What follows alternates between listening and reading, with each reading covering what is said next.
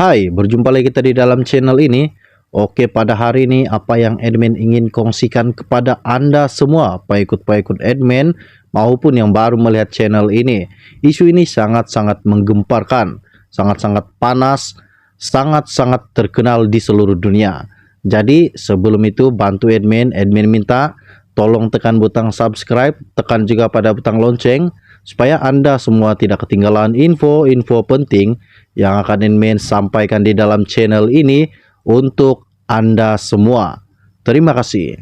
Info ini sangat-sangat penting untuk Anda mengetahui apa yang akan admin sampaikan kepada Anda pada hari ini. Dengar sampai habis. Terima kasih. Sebelum ini Yang Berhormat Podison selalu menyebut yang kaya bertambah kaya, yang miskin papa kedana. Itu istilah yang selalu disebut. Tapi dalam bajet 2019 ini saya lihat bantuan sara hidup turun, jumlah penerima bantuan turun, allowance nelayan turun, subsidi baja padi turun, harga getah turun, harga sawit turun, ringgit turun. Saya pun tak tahu apa yang naik, banyak perkara turun ni. Adakah kemungkinan yang kaya bertambah kaya, yang miskin papa kedana? Terima kasih. Silakan. Dataan itu tepat, saya setuju. Cuma Pontian juga sedar bahawa kita terpaksa tanggung beban yang tuan-tuan buat dulu. Itu je problem dia. Jadi sebab itu saya nak gunakan kesempatan ini nak rayu.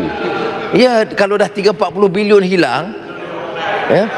Dan dah betul. Saya cakap di Bloomberg conference di Singapura itu depan Goldman Sachs. Commission $600 million itu yang dah betul di antara yang paling tinggi. Hebatnya Malaysia. Ya Muhammad, jangan ikut jelutung punya style lah. Itu no your kelas lah kamu. Okey. Saya sambung. Kamu Prime Minister. Salah, Yang Berhormat. Saya sambung.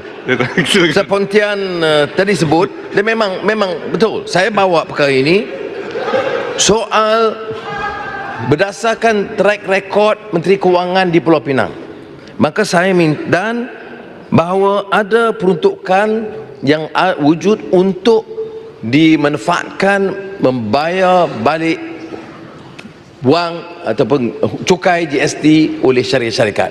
Maka saya minta kalau boleh sebahagian daripada peruntukan itu dipulangkan. Rasional Menteri Kewangan ialah kerana banyak peruntukan atau subsidi ini ada ketirisan. Ada minyak yang dijual belum sampai ke petani nelayan.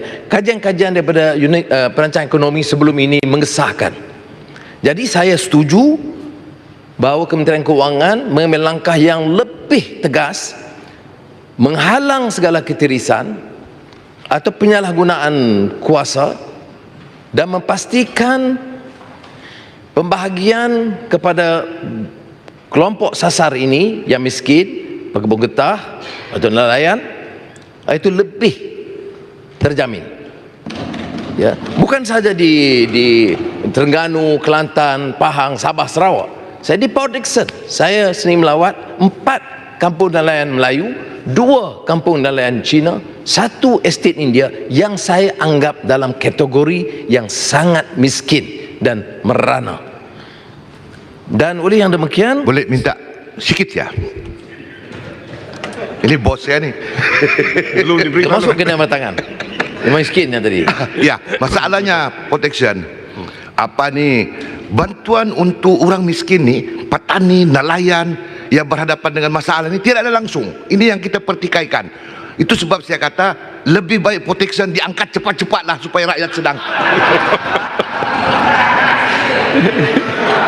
Yang ni istilah Melayu kita sokong bawa rebah ni. Bravo. Baik, Yang Ketua. Sebenarnya kalau dikatakan dipotong semua tak betul. Peruntukan Kementerian Luar Bandar, Kementerian Pendidikan itu diteruskan, ya. Dan projek cuma masalah ketirisan ni real.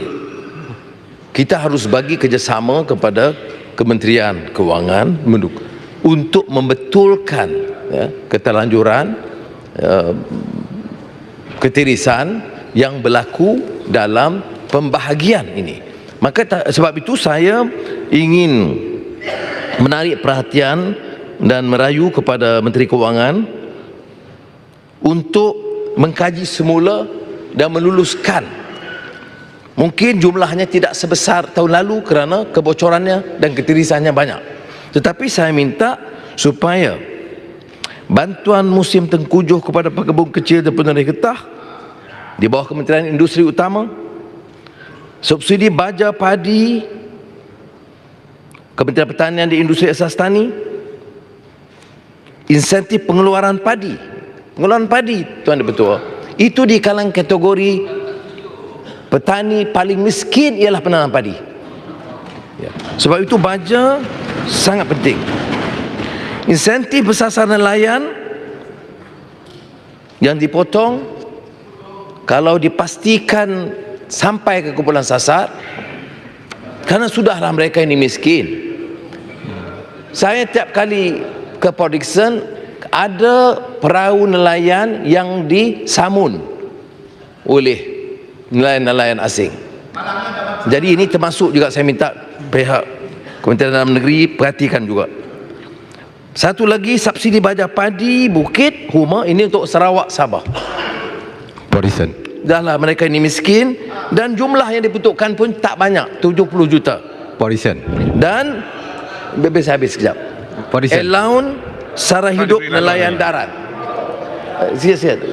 Allowance sara hidup nelayan darat yang dulunya diperuntukkan 12.5 juta kini dipotong kepada 3.5 juta, iaitu pemotongan sebanyak 72% atau 9 juta ringgit. Jadi kalau kita lihat kesemuanya itu jumlahnya masih kecil dan masih boleh ditampung daripada peruntukan yang sedia ada, boleh dipindahkan daripada jumlah yang mau dipulang balik kepada peniaga yang bayar GST, tetapi terus kepada masyarakat yang saya sebut tadi, petani, pekebun kecil dan nelayan. Tak sikit tadi betul ada berhubung dengan soal harga lantai getah yang dicadangkan supaya kerajaan mempertimbangkan pada kadar RM4 1 kilo. Yang keduanya, pelepasan sekatan ekspor kayu getah. Hingga setakat ini kerajaan membekukan ekspor, menyebabkan petani yang ataupun peladang pekebun kecil ni tidak boleh mengekspor, menyebabkan harga kayu getah jatuh merudum. Bagaimana pandangan Port Dickson soal dua perkara ini? Satu, harga lantai getah.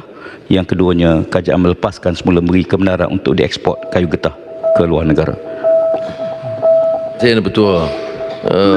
Saya bukan menteri, tapi saya hanya menjawab Kubang Krian ni untuk meminta bagi setuju dan pandangan beliau supaya perkara ini diberi pertimbangan, kerana pekebun getah sekarang ini menghadapi kesengsaraan hidup. Jadi ada mungkin langkah-langkah tambahan, apakah perlu dibuka peluang untuk ekspor supaya dapat ditingkatkan harga itu, saya harap dapat diberikan pertimbangan segera.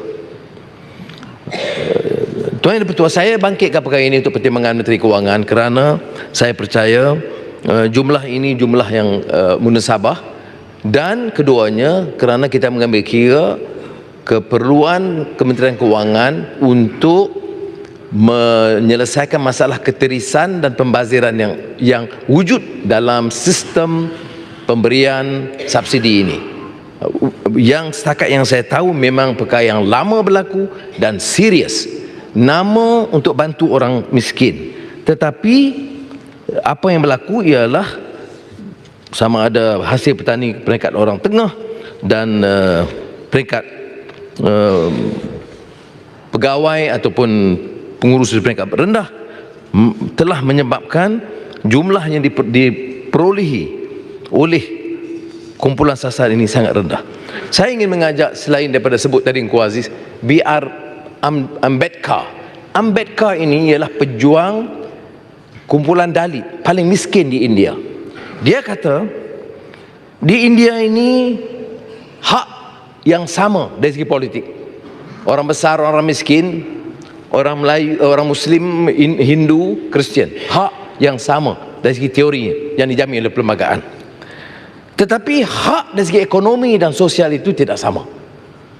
Dan ini yang kita harus pastikan dalam pemerintahan Pakatan Harapan, bahawa hak yang sama dalam politik, hak yang sama dari segi ekonomi dan sosial, baru boleh kita angkat martabat rakyat ini dengan cara adil dan seksama. Dan yang kedua yang beliau lihat di India dan juga berlaku di sini ialah pembahagian subsidi yang diteruskan itu banyak ditelan oleh orang tengah dan dibolot oleh orang-orang tertentu di peringkat bawah.